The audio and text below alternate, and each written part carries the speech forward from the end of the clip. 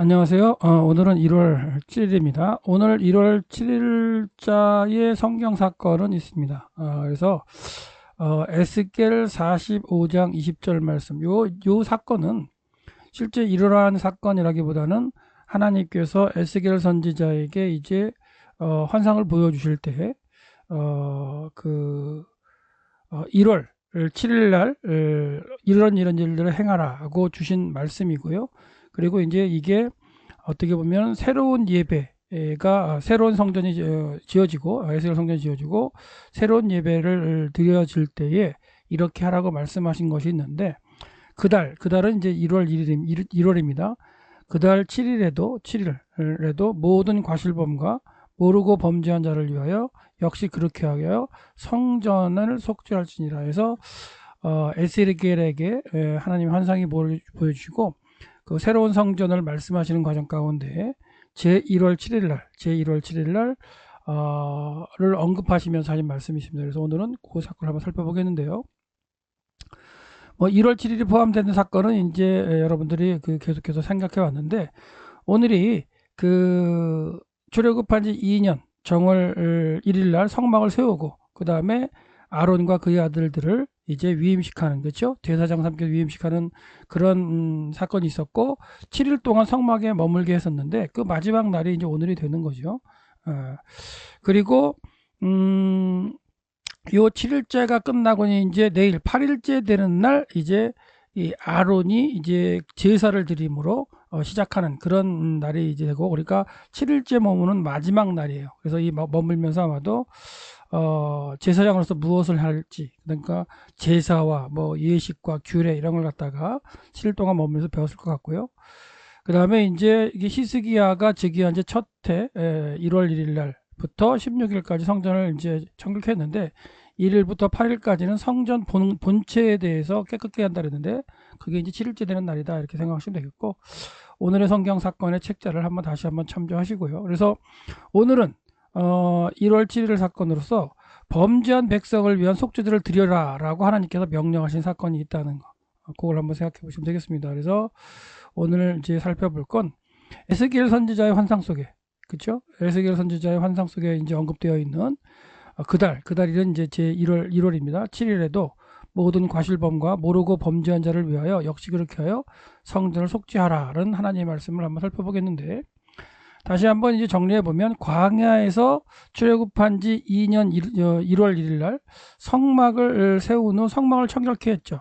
성결케 하고, 그리고 아론과 그의 아들들을 이제 기름 부어서 성결케 하고 7일 동안 이제 성막에 머물게 하면서 이제 위임식을 하는 과정에 있고요. 8일째 되는 날, 7일이 지나고 내일인 8일째 되는 날 아론을 통해서 처음으로 이제 속죄제와 번제와 화목제를 드리기 시작하면서 제사장으로서 역할을 하게 하는 그러한 일들이 출애굽한 이후 성막을 짓고 시내산 밑에서 있었던 사건입니다. 오늘은 그래서 오늘은 이제 살펴볼 건 이제 회복될 성전. 그러니까 이게 무슨 말이냐면 아까 건 성막을 살펴봤고요. 그 남유다까지 바벨론에 끌려간 후에 이 1차, 2차 포로가 있은 후에 하나님께서는 에스겔 선지자를 통해서 바벨론에서 새 성전, 에스겔 성전의 새 성전에 대한 환상을 보여주십니다. 그 새 성전에 대한 환상을 보여주시고 그 보여주신 가운데 이제 제1월 1일이 되면 성전 정결 의식을 행하라라고 말씀하신 게 나와요. 그러니까 성막을 완성한 후에 제1월 1일 날 성막을 정결케 하고 아론과 그의 아들들을 갖다가 제사장 삼는 그런 사건이 있었는데, 에스겔에게 환상을 보여줄 때도 마찬가지예요. 그래서 에스겔 43장 1절부터 46장 24절에는 예배가 회복될 것이라는 환상을 보여주세요. 이때는 이제 에스겔 성전이 이제 환상을 통해서 지어지는 가운데 하나님께 주어주시는 거죠. 그래서 에스겔 45장 17절에 보면 새로운 성전에서 진행될 제사 의식을 이제 언급하면서 제1월 1일 날 성전을 정결케 하라 이렇게 말씀을 하세요. 그리고 7일째 되는 날 또 백성 중에 범죄한 사람을 위해서 또 이렇게 정결 의식 행하라 라는 말씀이 주어져서 오늘의 날짜는 1월 7일을 행해지는 사건이 이제 알 수 있는 거죠. 오늘 사건을. 그래서 성막을 지은 후에도 제 1월 1일 날 성막을 정결케 하겠듯이 에스겔에게 보내주는 환상을 통해서 새로운 성전이 이제 완성됐을 경우에, 완성되면 하나님께서 뭐라고 하시면 첫째 달 초하던 날 흠없는 수송아지 한 마리를 가져다가 성소를 정결케 하라. 그리고 제사장이 그 속죄제 희생물을 피를 가져다가 성전 문설주와 제단 아래 네 모퉁이와 안뜰 문설주에 발라라. 그래서 이때는 피를 바르는 사건으로 등장합니다. 피를 바르는 거. 그래서 성전의 문설주, 그러니까 성전이란 본체죠. 성전 본체에 들어가는 성소로 들어가는 그 설주와 그 다음에 제단 아래는 이제 성전 본체 앞에 있는 제단이 되겠죠. 그 제단의 네 모퉁이와 그리고 안뜰의 문설주. 그래서 안뜰의 문설주는요, 안뜰로 향하는 문이 3개가 있습니다. 그 3개의 문에 다 바르는 것으로 봐야 할지 아니면 뭐 하나를 봐야 할지 모르겠지만 하여튼간 안뜰 문설주에 바를 것이요 이렇게 되어 있죠. 그달 7일에도 모든 과실범과 모르고 범죄한 자를 위하여 역시 그렇게 성전을 속죄하라. 그래서 이 7일이라 이 7일이 이제 1월 7일이 되는 거죠. 그래서 1월 1일에 이제 모든 제사를 통해서 이제 성전을 청결케 하는 의식이 있었고, 그 다음에 7일 날에도 백성 중의를 위해서 이제 성결케 하라 이렇게 말씀을 하시므로 1월 7일 날 이제 언급된 사건을 우리가 살펴보고 있는 거고요. 그 속죄제를 드릴 때에 이제 성전으로 들어가는 설주하고 그 다음에 제단 자체 네 모퉁이와 그 다음에 제단이 있는 안쪽 마당으로 들어가는 문이 3개가 있는데 그 문에 이제 설주에 피를 바르라 이렇게 말씀하셨어요. 근데 이전에 그러니까 구약시대 하나님께서 이스라엘의 모든 죄를 사하는 속죄일은 7월 10일이었죠. 7월 10일이 속죄일이었어요. 그리고 이날은 지성소에 들어가서 대제사장이 지성소에 들어가서 4번 들어가게 되는데요. 4번 들어가서 피를 뿌림으로 속죄에서 피를 뿌림으로 하나님께서 이스라엘 백성의 죄를 사하는 의식을 하는 게 속죄일이었어요. 근데 그런 어떤 구약적인 의식, 그러니까 아직까지 무너지지 않았던 솔로몬 성전에서 행해지는 의식이 이런 거였다면 새롭게 회복될 성전에서 드려지는 그 속죄제는 1월 1일 날 그리고 1월 7일 날 드려지게 된다는 거. 그러니까 이거는 환상을 통해서 이제 말씀하신 거예요. 그래서 속죄일인 그 7월 10일에 행해지는 그런 것과 날짜도 바뀌었고요. 어떻게 바뀌고요. 그 다음에 행하는 의식도 이제 바뀌게 된다는 거. 그러니까 7월 10일 날 속죄 의식은 제사장이 뭐 자기를와 가족을 위해서 수송아지를 잡고 피를 갖다가 뿌리고 그 다음에 백성을 위해서 수염소를 잡아서 피를 뿌리는데 그 피를 뿌리는 게 이제 대제사장이 지성소에 들어가서 속죄소 자리에다가 피를 뿌렸어요. 언약궤 이쪽에 이제 속죄소 자리에서 피를 뿌렸는데 새 성전에서 그러니까 회복될 성전에서 하나님께서 에스겔 통해서 말씀하시는 그 과정 가운데 피 뿌리는 곳은 달라졌어요. 그게 어디예요? 성전을 들어가는 좌우 설주 그리고 제단의 네 모퉁이 그 다음에 안마당으로 들어가는 문에 설주에다가 이제 뿌리라고 말씀하신 거죠. 그래서 하나님께서는 새 성전의 환상을 보여주시면서 새 예배가 회복될 환상을 보여주시는 가운데 이미 구약에서 이스라엘 백성이 지켜지는 절기 그 절기 규례와는 좀 약간 다른 형태의 그 속죄제를 드리도록 하나님이 명령하셨습니다. 그래서 이제 그 구약 시대의 속죄일 날 드렸던 그런 어떤 속죄 제물과 날짜 이것과 그 다음에 에스겔에서 말씀하신 하나님께 말씀하시는 속죄제의 날짜와 이 제물의 이런 것들이 좀 달라요. 그래서 그걸 잠깐만 한번 살펴보면 제물의 종류와 희생제물의 피를 처리하는 방법에 있어서 모세 율법에 언급된 속죄일 날 드리는 속죄제와 다른 점이 있다. 그런 거예요. 그래서 그 다른 점을 한번 본다면 구절을 한번 볼까요? 자, 민수기 28장 15절에 보면 또 상번제와 그 전제의 수염소 한 마리를 속죄제로, 그러니까 수염소 한 마리를, 그 다음에 마찬가지로 너희 속죄하기 위하여 수염소 한 마리를 속죄제로 드리라. 그래서 이게 이제 솔로몬 성전, 그러니까 성막이나 솔로몬 성전에서 이스라엘 백성들의 죄를 사하기 위해서 속죄일날 속죄제로 드렸던 게 수염소 한 마리라면 에스겔에서 말씀하시는, 하나님이 말씀해 주시는 그 제물을 보면 여호와께서 이같이 말씀하셨느니라, 첫째 달 초하루 날에 흠없는 숫송아지 한 마리를 가져다가 정결케 하고 속죄를 드리라는 얘기죠.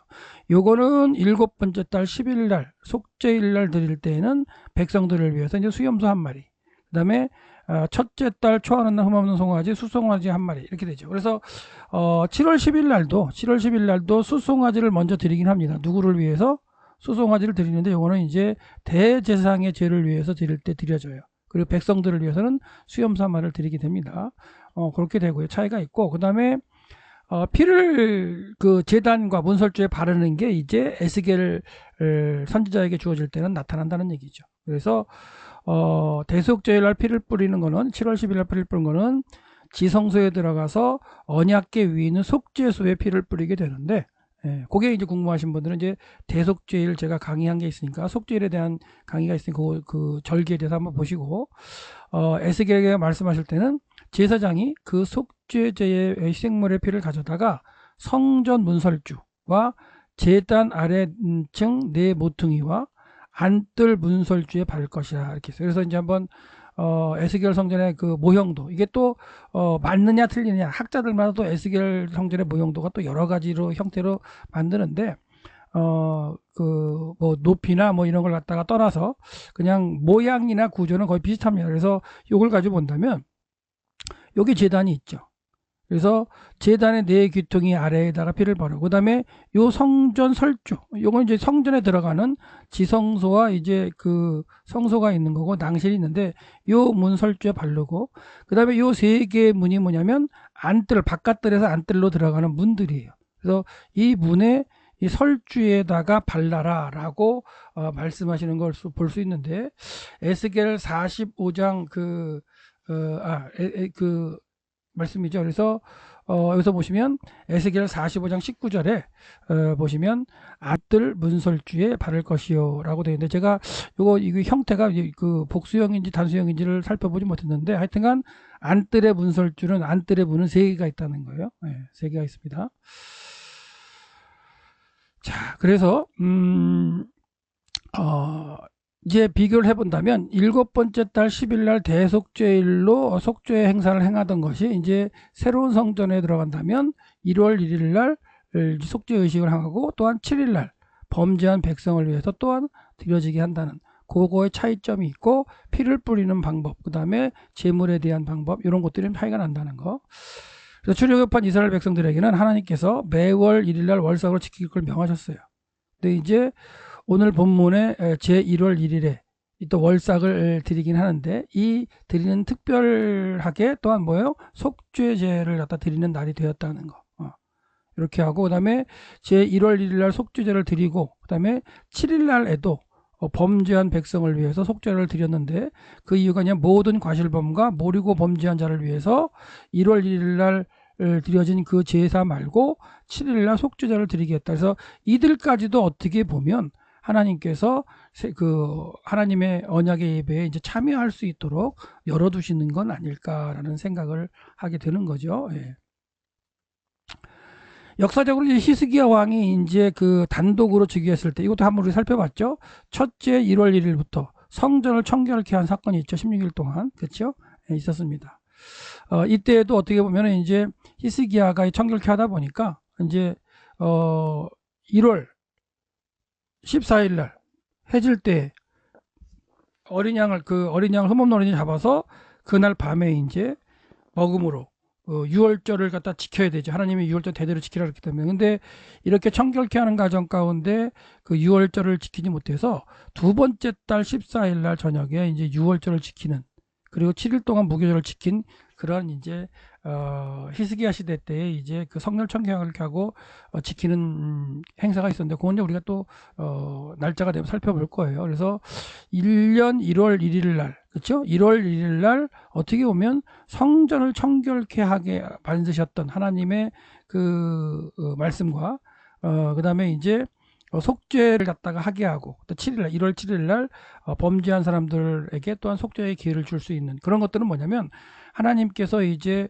새롭게 그 에스겔을 통해서 환상을 통해서 보여주시는 새 성전 그 새 예배에 참여하는 자들에 대한 어떤 그 열려진 그걸 볼 수가 있죠. 그건 무슨 말이냐면 1월 1일 날 그 성전에 대한 어떤 속죄를 통해서 백성들의 죄를 사한 가운데 죄를 지었던 사람들까지도 7일 날 속죄 의식을 하게 해서 하나님은 이제 길을 열어 두셨다는 거. 그게 참 감사한 거요. 속죄제를 갖다가 이제 드린 후에 어떻게 보면 이게 그 하나님이 베푸시는 새로운 예배 참여하게 하는 그런 과정으로 범죄한 백성들도 이제 참여에 그 회개를 하고 참여할 예배에 참여할 수 있는 어떻게 보면 하나님의 배려고 하나님의 사랑의 모습이 1월 7일 날 드려지는 속죄제로서 있게 될 것이다. 이거는 에스겔을 통해서 보여주는 환상이기 때문에 이게 에스겔 성경이 지어지지도 않았죠. 아직 지어지지도 않았고 그 다음에 그게 이제 어떻게 보면 그 지어지지 않았기 때문에 이루어졌느냐 안 이루어졌느냐 이게 이제 또한 연구를 할 대상이지만 하여튼 하나님께서는 에스겔 선지자를 통해서 이렇게 1월 7일 날 속죄제 그 죄를 범한 백성들을 위한 속죄제를 드리게 하신 그런 명령하신 사건이 있었다는 거. 예. 감사합니다.